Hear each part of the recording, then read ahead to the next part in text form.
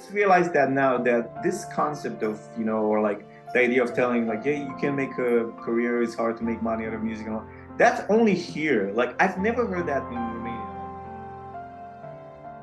Well, welcome to the podcast today. I'm super excited to talk to Ion Zanca, and Ion has been playing violin for a long. I guess you've been doing strings for a long time. He's the founding member of the Dallas String Quartet. He's had a chance to perform all over the place. You've performed for presidents. You've performed on Christmas Day for NBA games. You're part of a Grammy-nominated album now. Billboard charting. I know you charted number 2 on the Billboard charts. I'm probably missing all kinds of things, but I'm so excited to chat with you today. And as we were earlier talking, you even have had the chance to do a collaboration with Piano Guys on one of their newest albums. So tell us a little bit about yourself, Ion, and how did you end up getting started and somehow getting all these opportunities now? Yeah. Well, thank you for having me, first of all. But I come from a family of musicians. My parents are musicians. My grandparents on both sides are musicians. And probably the next level, if I had to guess, I would think that they would be musicians. So I don't know for sure. But yes, I was the youngest child. And so, when you have your first kid, you're very, careful, and you just want him always around you, no freedom, so nothing wrong happens. Well, since I was the fourth one, my mom decided that it was a great idea to put me in boarding school when I was in first grade. So I moved away from home in first grade, which was hard, but was also really good for me. And so I learned early on to be on my own, and I was always surrounded by musicians because I was in a music. So yeah, I'm originally from Romania, if I didn't mention that, and then moved to the States in 2001. Got it. How old were you? How old were you when you moved to the States? 21. 21. Wow. Okay. And what was it that made you decide to move to the States instead of staying in Romania? Well, there's an official story and an unofficial story. The official story is like, I want to better myself and go study and see other new places, but I just never could get myself to do it. And then I broke up with my girlfriend at the time, and I said, I want to go as far as possible from this place. And funny thing is, from Romania, she went to Japan, and I went to the US. Like literally couldn't go any farther from we're good friends now, but it was just, like, young and emotional. It was like, it's like, I'm gonna go, do something completely different. So that was kind of the unofficial story. Yeah, it's just coming in. Well, I'm curious because a lot of musicians, I know when I talk to them growing up, sometimes it's frowned upon to have a career in the music industry, and where they're told, you can't support a family. I'm curious where you came from, such a, generations and generations of musicians. What was it like when you were growing up?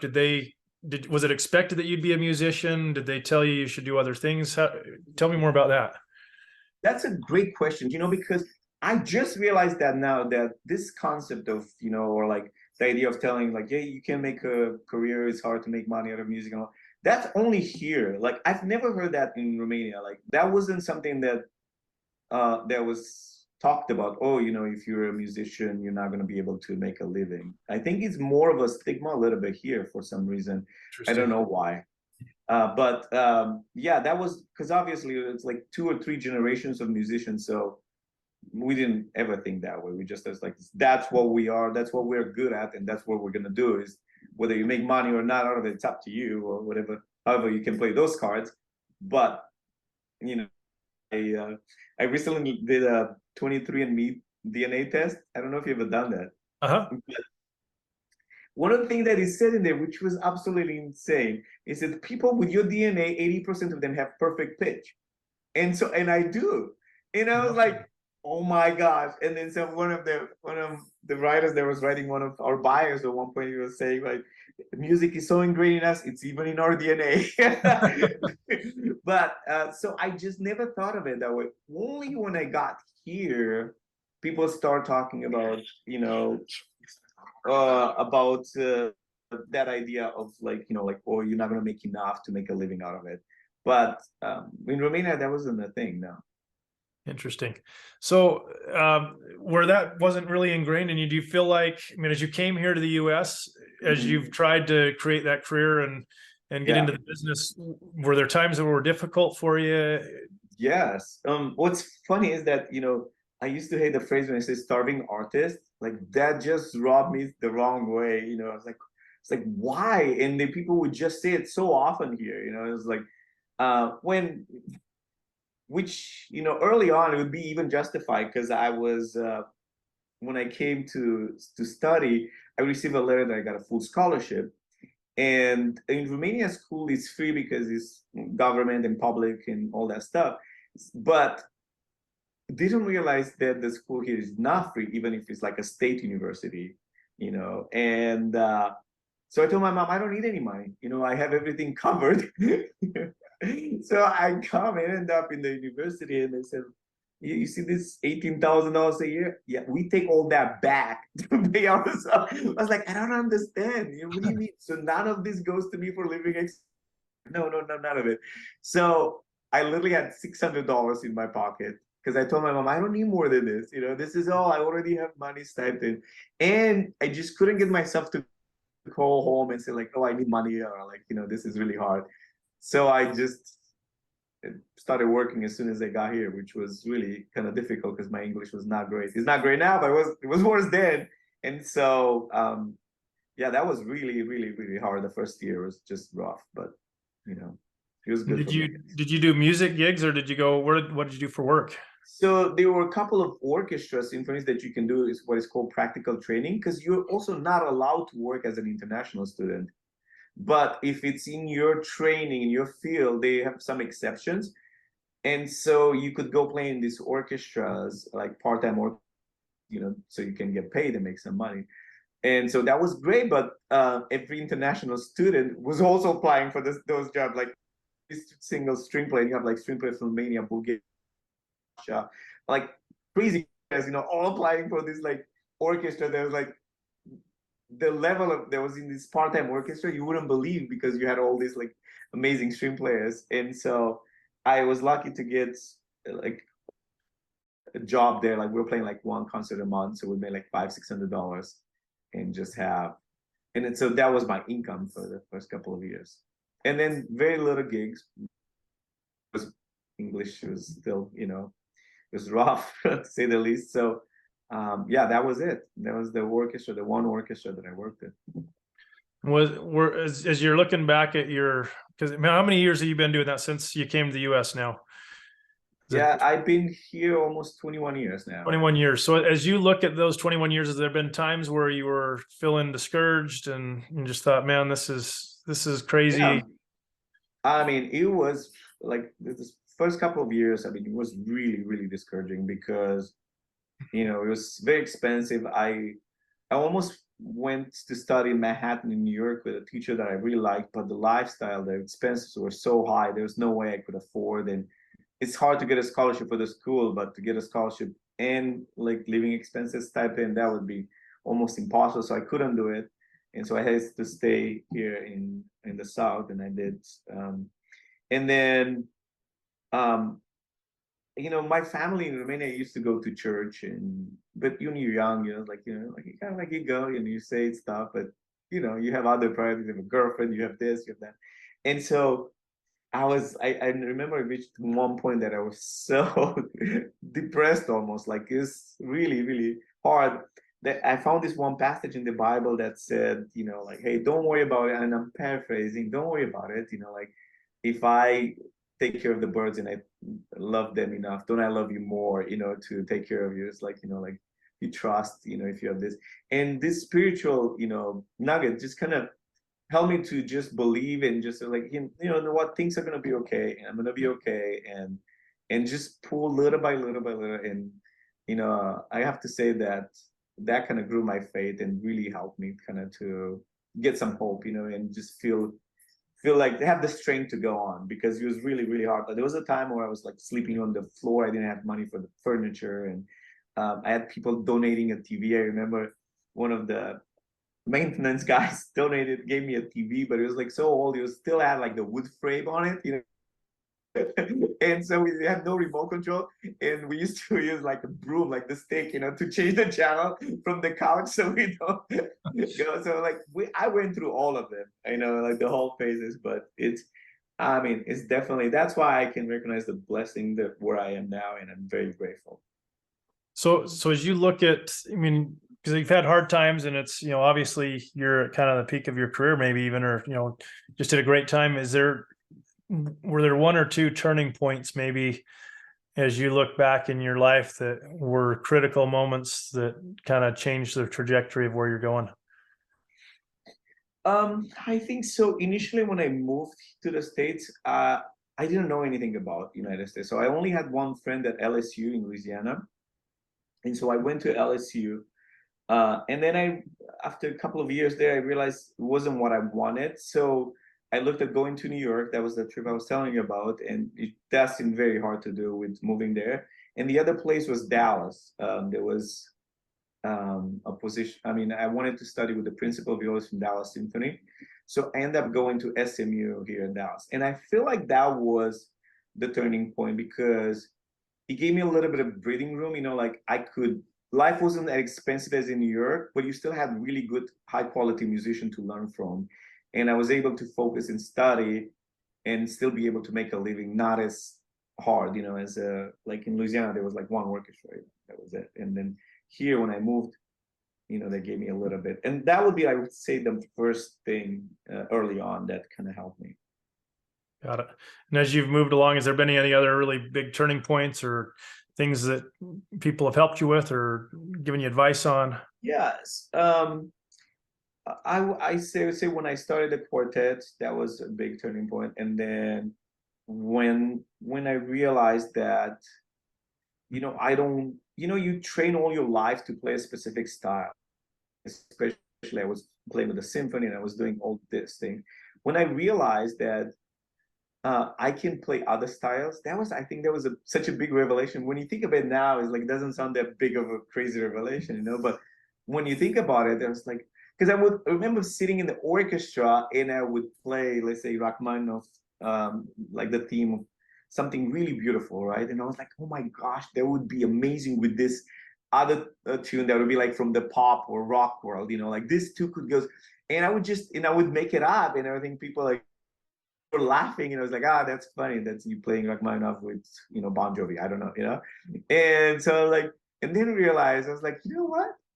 This could be actually interesting. People could like this. And this realization that you don't have to follow the exact pathways that everybody else followed before you. Like, it's okay to get outside and create your own. I think that was the biggest thing that helped me change the course of my career. That's awesome. Growing up, when I was playing piano, I still I vaguely remember that as I was practicing piano and I got to a piano lesson one time, I changed the melody to what I thought it should be. And I can't remember whether it was a rock song or something, but it just totally changed up. And I had a teacher that said, if you change a dead composer's stuff, they'll come and haunt you. Oh my God. I did not see that coming. They were just joking with me, but I just remember as this little kid, like, I'm gonna have ghosts come if I like mess up Beethoven stuff. Like, how many oh my God, that's hilarious. Little release with, he's gonna come get me if I play it wrong. And I know they were just joking, but it was just one of those funny things to the point where when I do a lot of arrangements of old tunes, and I've even had I've got a piano teacher that's a really good friend of mine. She has dead guys and live guys that she makes her people, the composers. And so you got the dead guy piece and you got to choose a live guy piece as they're playing. But in my books, I'll write on there like, hey, if you feel like you want to change these up and make it your own, please do. Nothing would make me more excited and happy to know that somebody, thought that something I'd done was cool enough to stick with an AC/DC or Metallica or Bon Jovi. I have no doubt that if we could have a chat with the Beethovens and Rachmaninoffs of the world, that they would be totally into a lot of the good music that we've had, over the last 100 years as well. So yeah, I agree completely. And I like, the idea, like another thing that I realized that important, like good music it's good music, whether it was written 1800s or it was written like yesterday. You know what I mean? Like, Oh yeah. it's really easy for us to just like, oh, it's not done like this anymore. You know, that the typical thing is just like, oh, they don't make them like they used to. And I mean, it's true to a certain degree. They're like, you know, creative geniuses and all that. But like mature, like smaller musical phrases or melodies, they can be beautiful melodies now, just as well they was before. So there's no reason, you know, like whether it's just because it's a certain genre to discredit it. You know how with especially classical players, we're like completely taught, not out loud, but it's understood that everything else is lower quality music and, you know, like it's not worth playing, you know. And I was talking to Steve from the Piano Guys too, like he has the same, you know, like he deals with this a lot too, where people think it's just because I play a pop tune, you know, like people think that, you know, like they don't think the same way, you know, like that it deserves the same credit, you know, because it's a, you know, more modern song. But if it's beautiful, like I don't see why we have to make that difference between it. I get the same thing. A lot of the music that I've done that's been successful with, you know, from a financial standpoint, has been hymn arrangements, and I've done my best to go out and seek out the just the most beautiful melodies. I don't care what church they're at. I mean, the funny thing is, if you research some of the stories, some of the churches would embrace a song, and then all of a sudden they'd say, "Oh nope, we can't have this song," and it'd be other churches that'd do it. And a good, like you said, a good melody is a good melody, whether it's Right. you know, at a certain church or not a certain church, or you know, it's, you know, who gets to be the judge of what a good song is? It's the individual, right? So Right, and that's, you know, that's something like, you know, I wish, you know, like it'd be taught like in the modern, like the schools when they teach classical musicians. And the other thing I would make it mandatory is improvising. mhm. I mean, if I don't know, it's for pianists, but for string players, we're to the point that a teacher would tell you, you know, what fingers to play, what direction the bow goes, and what you should feel in that moment. This is like about this, you should feel like this and play this. And I mean, it took so much out of the creativity of the individual that you're stuck with a copy of a copy of a copy of performance, you know, of somebody's performance. And I work with a lot of musicians. I bring a lot of guests and contract a lot of musicians. And it's all fine until I say, hey, can you improvise on this 16 bars? And then all everything is lost. And it's like, no, what do you mean? I mean, you're not gonna give me music for this 16 bars? I mean, it's like, it's just D major, you know, like 16 bars you can improvise. So I would make that mandatory, like every string player, if you have some sort of level of improvisation. When I graduated, actually I went to Berkeley in the summer. I was like, I just want to go and learn how to improvise. I feel like it's really useful. And so I just went to Berkeley in Boston, and I was like, oh my gosh. And there's like fiddling and all kind of styles and jazz and this and Scottish. And so I was like, oh my gosh. And none of them were using music either. And because we almost are becoming like, you know, we use it like as a crutch. If you don't have a music sheet in your front, you can't play. I mean, like, what can I even think about it? And like majority of the history of music, you know, like none of them really have music sheet in front of them. They're just playing music because that's what they feel, that's what in their blood, you know. And the classical player, at least that I know, we've attached and we put too much into just reading, you know. And then we make it, you notice probably, we make it like sacred. Oh, it says here you should be this way. It's fourth or piano or something, and they're not even willing to discuss changing it or anything like that. It takes the Probably I know there's too much string player talk, but no. Well, I feel the same way on the piano side. Growing up, I mean, I had great piano teachers. I was a terrible student and didn't practice near enough. I wish I would have, but I think part of the way I had to survive my piano lessons is I did have to kind of make it up as I went sometimes, because I'd practice so little. And I mean, I hope anybody listening to this doesn't like say, well, Jason didn't practice a lot, so why should I have to? I wish I did, but I was never shown what a fake book was until I was I think it was like 22 or 23, and somebody's like, hey, you should go get a fake book. And I'm like, for me, I have to Google what a fake book is. I was like, I did too. I was like, is this a real book? Is it I know. a pretend book? Is this a joke? Like, are they just making fun of like I'm buying a fake book? That doesn't even sound right. You know? And why then would I buy it if it's fake? When I went into the piano store, it says, I'm supposed to come in and buy a fake book from you. And the lady looks like, oh, we only have two fake books. And I'm like, well, can I look at your two? And I remember one of them, it was this big old thick, like best songs of whatever. And it was like $60. I'm like, well, this guy says I'm supposed to buy this pretend fake book. I guess I'll trust him. I didn't even know what I was getting into, and it changed my world. But I think what happened is, and I'll describe this to people a lot of times when they ask about improvising. They'll say, "Well, how do you know what to do?" And I says, "Well, can you sing a tune?" And they're like, "Oh yeah, that's easy. Da, da, da, you know, you can sing right along with music." I says, "You just need to teach your hand how to sing. It's no different than your voice." And once you can, just focus on the melody, and I think that's what that fake book does with the melody written out for you. It teaches you how to sing, and then trust your left hand enough to play on a chord. And then once you do learn how to sing, then you graduate to guitar tabs and other, things and then you just start to trust yourself, which is really scary for anybody who's been classically trained. Because right.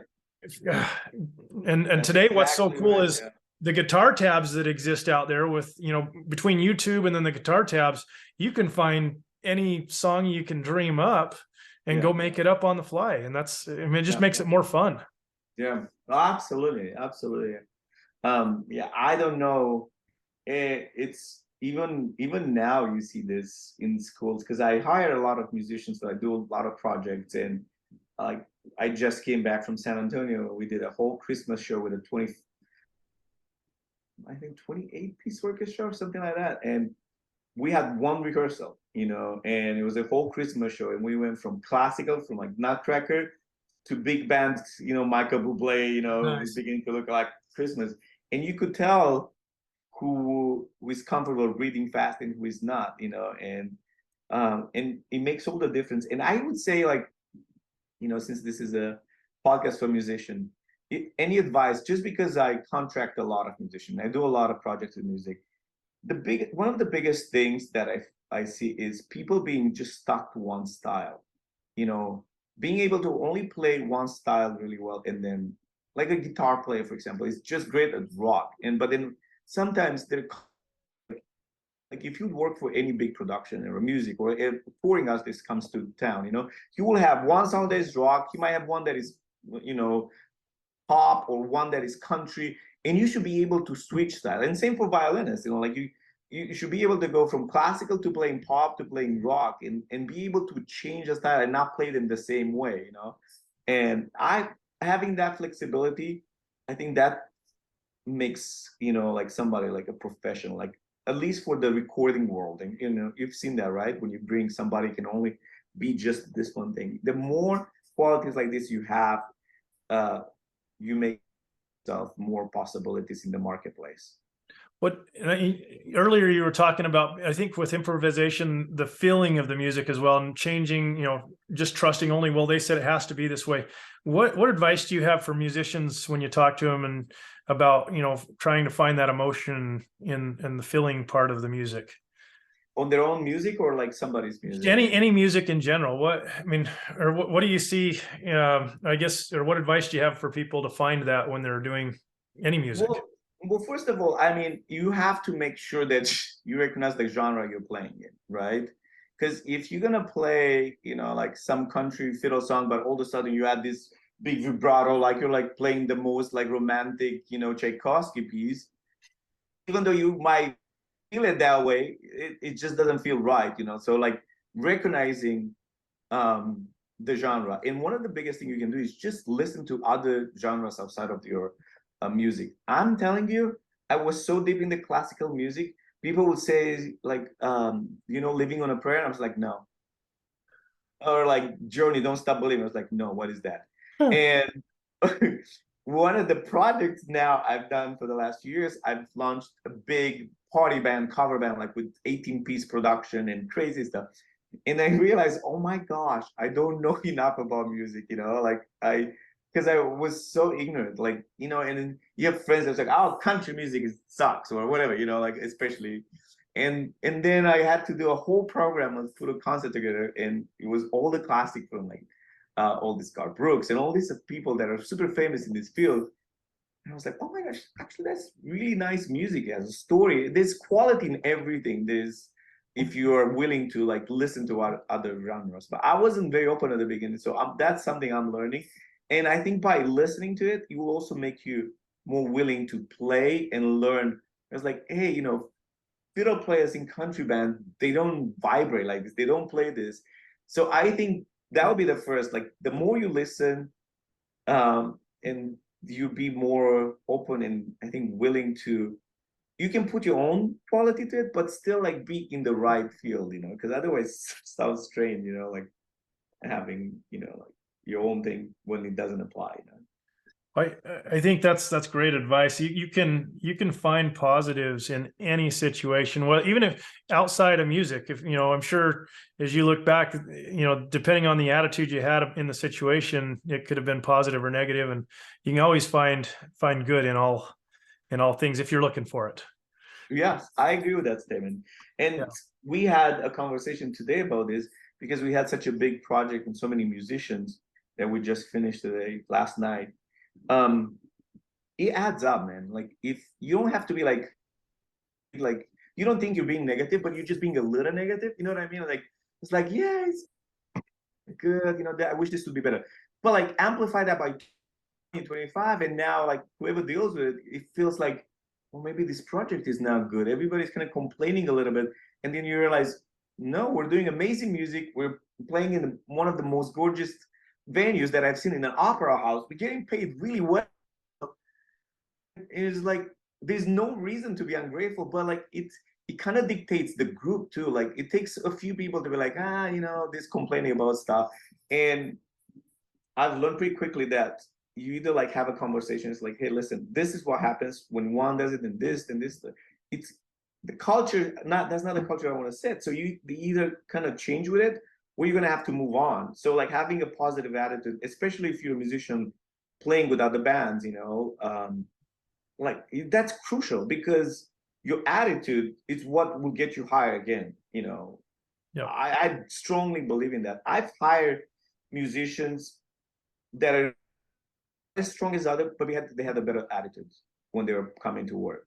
And I was like, I wish I had this one person because they're better, but like I don't want to deal with all this drama and stress and like negativity. So I'd rather have this guy that is one notch, less, but is like beautiful, great attitude. Everybody's happy to be around him. So I would say, like, especially if you're a musician that gigs a lot. But I'm curious. I mean, as much as you've done, you've probably seen scenarios where there's been a coach or the director or somebody, even just somebody in part of the orchestra or the band that brings out the best in other people. I've been around a lot of sports, and you see sports teams and coaches have this knack for bringing the best out of people. And I watched it firsthand down at probably one of the masters of that I've seen do this is a guy named Chuck Myers. So he helped piano guys get their start. But he brings people in, and like you get a musician and you have, I think everybody innately has this, I don't know, call it imposter syndrome, where you don't feel like you're not good enough. And the reality is you're there at the studio. This is your opportunity to shine, and you just get this like the scared, or you're getting ready for a show and you're like, I can't do this. And I've watched in a handful of situations, and then Chuck in particular, it stands out, where you watched a singer that just didn't believe they could do it. Or I've even been at the piano and I'm just like, I'm not playing good. I'm just screwing this up. I need to go practice more. And it was the time to do it. And you watch an individual who's able to build and lift somebody up to another level. And it's so interesting when someone believes in you, all of a sudden the level you can actually get to, and somebody believes, you know what, you're great, but I know you can do even a little bit more. I'm curious, as you've gone through your career, have you ever seen someone just elevate somebody to another level beyond what they thought they could do? So I don't know if I can think of a person, but I've been reading a lot on this because, so besides the Dallas String Quartet, I do a lot of production. I have 2 other big production in Iran, and in every field. So we do from classical to big band to production, like party band, anything that you can. And I realized that a lot of our musicians, there is just like you said, the imposter syndrome is very present, and there's 2 ways. If you talk to them in a way you kind of feel like, hey, you're gonna need to really kick it and show me, like, do it, blah blah blah. I pay a lot of money for you to be here, and I have a lot invested in this. It kind of like makes even worse, you know. And if you have the other part where you kind of just encourage them, but not like stupid, just like, oh, my gosh, you're the best, or like, I can't believe you're so good. Because they don't believe you that. But the idea is to just talk to them where it's like,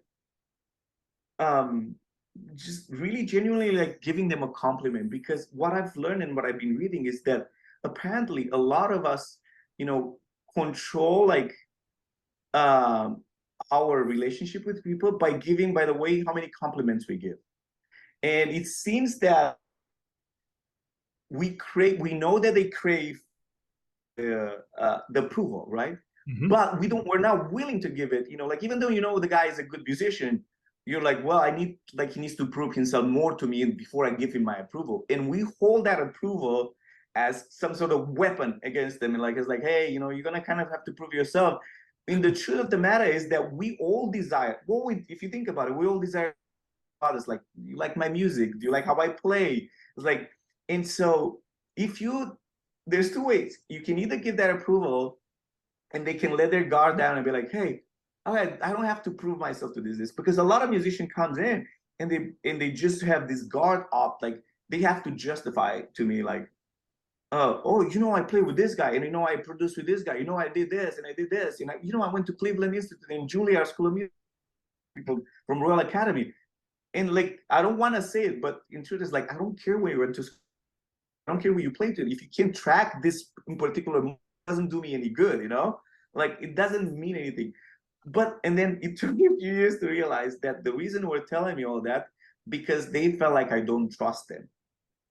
So once I kind of like, every time I bring a new musician, I don't know if I'm intimidating with what is happening, but I have to have like 2-3 meetings. I make it a point where I go, like, let's have coffee, let's have lunch. It's like, I'm genuinely interested in you as a person. Like, leave guard, let your guard down. You know, like, you don't need to prove me anything. The reason that I already invite you to play with us, that means that I think the world of you, right? I'm thinking. So I was like, there's nothing proved to me, that you have nothing to, you already proved to me. You're already here, okay? But it's psychology. I don't know, like psychological, that you have, and we're all like that, because I feel like I'm like that too. Like, because people hold compliments, especially classical musicians, man. They're like really brutal, because for some reason in our head, we feel like if I'm giving you a compliment, I'm saying that you're better than me. And we don't want to look less than them. We're like, no, I'm good, you know, I'm better than you. So we don't give any compliment to each other, like nothing. Like, yeah, that was okay. You're like, I just did Paganini, man. It's not bad, but you know, there was out of tune a little bit on the fifth finger. You know what I mean? So I've done it. I've made it a point for the last couple of years where I would just generally like give them a hug. Hey, like, lift. It's people hard to have you guard up, and like when I give you a hug, like I give you a hug. It's like, I love having you here. You're an amazing person. You're an amazing musician. Like, can't wait to see what you can sing. And it depends, you know, like some people are more faster to respond to that, and some people it take longer. Like I texted my singers, we did this big show in San Antonio. I was like, hey, I would like for you guys to share a Christmas story with the audience. So we make it more of a story, because, you know, people at some point, you play 28 songs, you know, they'll be bored, you know, like you need to give them a story. You need to give them something else. So it's like, I would like for you guys to share like a little bit, like, what's your favorite time, memory of Christmas. And you won't be surprised how many replies I got that I don't have a happy memory of Christmas. I was so blown away by the responses. And then I realized, man, they truly, that's what they need. And people need to be loved and need to like appreciate it and have like invested in them, because that's how they grow. And I think maybe your friends maybe would agree with that, because is that distrust that is like, you know, like, I have to prove my less stressed. I don't know. I find this like very fascinating about musicians. But and I think one of the things is, and as you're talking about these classical musicians, you want to be perfect, you want to do it just right. But I think when you think about live performances, or think about some of the best shows you've ever been to, the imperfections are what make it beautiful. And so much more meaningful. And I think the same thing, and just in people in general, when you're talking about sharing the stories of, I don't have a happy story or happy memory, you know, my guess is they're probably, you know, they've got memories, but maybe there's something hard they went through. And I think it's, a lot of times we stay guarded because we don't want somebody to think, gosh, I did have a crappy childhood, or I had this really awful thing happen to me. And I think, like you said, giving somebody a hug and saying it's okay. And that's why I love you, is despite, all of the things that may have happened, or, but I think the key is, not letting those imperfections define who you're going to be moving forward. Yeah, and I found this because mostly lately I've been taking more of the role of a producer than just the musician, because I have to oversee all these big productions and do all this stuff. And the environment that you create, like you were saying, like just having the right person there, it makes work so much more fun. Yep. Whereas people like feel accepted and feel loved, and not like in a weird hippie kumbaya, oh, let's all be happy. Like do your job kind of thing, but be professional, but also like know that it's okay if you mess up. Like you were talking about memorable performances. I remember I went to a concert and this guy said he was this lead singer, and they started the song and he couldn't remember the words. And it's like 3,000 people like there, and they're like singing, and he's waiting, and he's about to lead, like a whole congregation. It was like a huge church concert or something. And then all of a sudden he says, do you remember that time when you forgot the lyrics in front of 3,000 people? And everybody just starts laughing, and then it's like, hey, how's it going? And his keyboard guy singing his like top band. I remember that concert. I went to a lot of perfect concerts. I don't remember like the memorable stuff like that. But that was like super sweet and genuine and nice. And I was like, it's okay to be imperfect. But I don't know. And just don't hear me wrong. I'm not saying don't take responsibility for prepare you for a concert or stuff like that. But just don't use it as a weapon. It's like, oh, see, I told you you're not good enough, kind of thing. Absolutely. Yeah. Well, Jan, we're coming to kind of the end of the time. If I just want to kind of think about this. So the whole premise of this podcast is success and a successful musician. So if you could rewind the clock, or let's say you were in front of a group of 19-year-old, 20-year-old kids that are thinking, I want to have a career in music. What advice would you pass along to them about success, and then how to approach this music career thing they're thinking about? Okay, so I have a couple of thoughts on. There's a book that is called Stacking. I don't know if you ever came across it. There's a guy, I don't think he's like a big writer or anything like that, but he has a concept that is very interesting. He says, like you can become the specialist in one thing and be like, let's say 100% the best at this one, which most people cannot do because there's always somebody better than them, right? Right. Like let's take in music, like you can be like a singer. You can only be like, people think can be like 100% of the best they can be, but most of us can only reach like 80%. If you reach 80% of your capabilities, pretty good, like how good you are. And he talks about like adding other talents to that you can stack. So like now if you're a singer and you're really good, like you're not the best, but you're really good at that, right? And now, but you also play piano. So you just stacked another quality to it, right? Now you just became a singer that also plays piano. You just cut like that, you're competing, let's say from 10,000 people, now you're competing with 4,000 or 3,000, right? Now maybe you can do one more thing, like you're really good at marketing also while you play piano, or like we were talking about earlier, like you shoot amazing videos, like good lighting, or you have great stories. Like build on those things, like blocks of success, of like find what you're good at and what you're passionate about, because all of this music, it's all about desire. If you don't have a really strong desire, you will fail. Like your desire has to be so strong that like he has to drive you to the degree. It's like, I'm gonna learn this because this is what I see for myself, and I love this thing, and I cannot live without. Like music like is like a drug for me. Like like it's in my blood. I want it. I need it. So I'm gonna chase it. But find stuff. But I also love movie making. Like I love like cinema. I love like storytelling. Okay. Well, how can I use my music? Like, well, look at Lindsay Sterling. She's the perfect example, right? I mean, she's a good violinist, but she's not the greatest violinist. Like, and she would tell her that herself. I'm not saying that. Like, she's the first to admit that, right? But now, dancer and violinist, now. I'm like, not that big of a market, is it? And so like she just proved this concept, like find something else that you love besides music and see if you can combine it. I mean, this year when we released this, our group is not signed with a label, we're independent, right? So our goal was, hey, we want to get this album on the Billboard charts, and in competing, we were in the classical chart, on the class and the classical crossover, and there are a lot of artists like, like Yo-Yo Ma was there, and like people like with great stuff. There was like one of the albums was like the James Bond 25th anniversary edition, where that was also fine, and you have big names, Lan Lang and like Lindsey Sterling and stuff, and it's hard. Like you're not a signed artist, you don't have the market they have, but man, we says like this is gonna be it, and so we pushed it. We found ways, creative ways, like talking about going outside of our ways. Like, hey, what do we have? Well, we have a lot of friends. We have a lot of people that genuinely support us, and so like those friends became like our ambassador and helped us, and we sold. The only person that was above us was Lindsey Sterling, because her CDs were distributed in Walmart and Target. I was like, there's no way I can beat this, And so we got a string quartet from Dallas with no label, on this Billboard chart, the #2, and so it was incredible. We said we want to be part of this Grammy world, like, well, how can we do it? And we did stuff that was outside. This new age album that we're on that got nominated is nothing like we play, like nothing.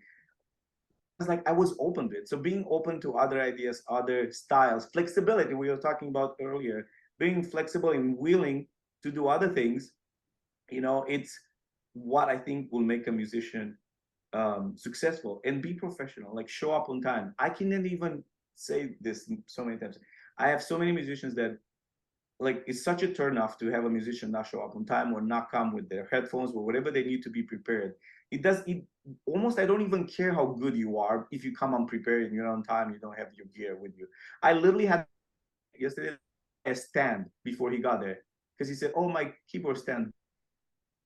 And so I had to send some staff guy to buy a keyboard stand minutes before the general rehearsal.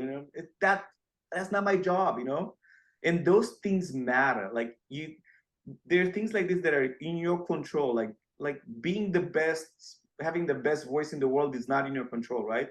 But being punctual, like you said, being positive, that's in your control. You can do those things, and that will go a long, long, long way, I think. So that's my advice. That's a long advice, but that's kind of what I see from working with a lot of musicians.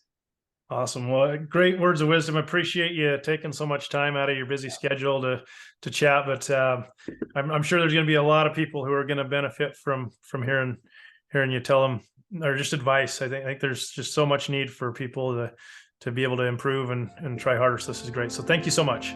Absolutely. Thank you for having me.